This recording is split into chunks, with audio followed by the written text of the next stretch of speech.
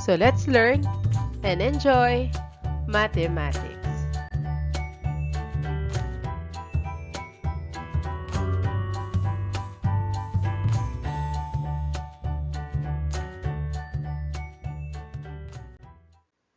One of the properties of the proportion that is mean proportional.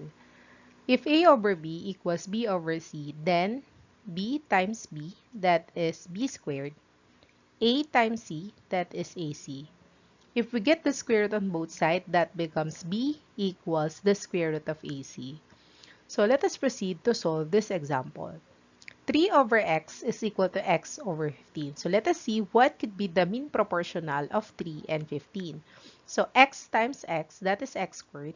3 times 15, that is 45. If we get the square root, that becomes x is equal to the square root of 45. 45, that is not perfect. We need to think a factor of 45. So the factor of 45, having the perfect square, that is 9 times 5. So that becomes x is equal to the square root of 9 times 5.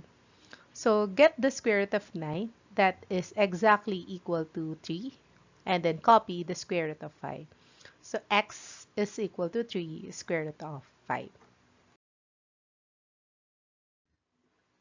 In example number 1, let us find the mean proportional of 2 and 8.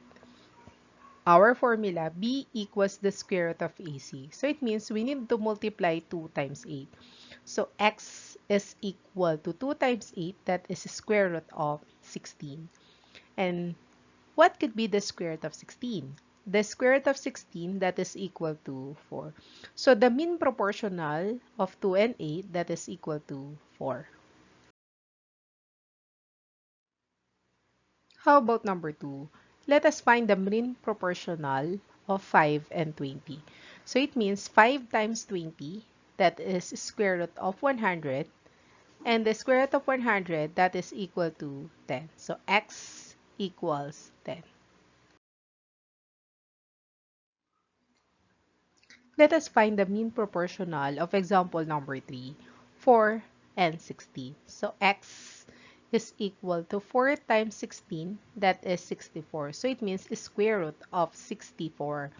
And the square root of 64, that is exactly equal to 8. So x equals 8.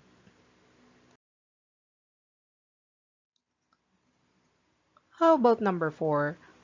5 and 125. So it means x is equal to 5 times 125, that is 625.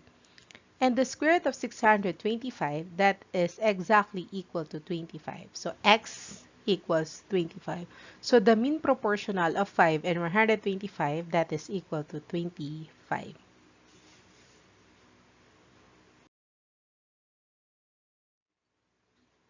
How about number 5? Find the mean proportional of 16 and 32.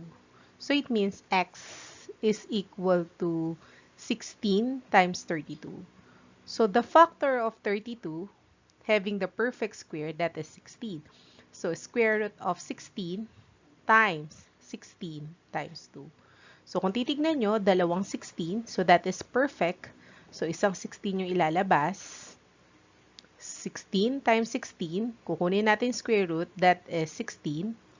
And then walang partner yung 2, so that is the square root of 2. So the final answer is 16 square root of 2.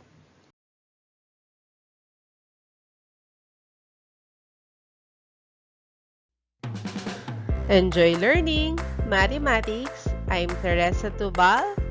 Thank you so much.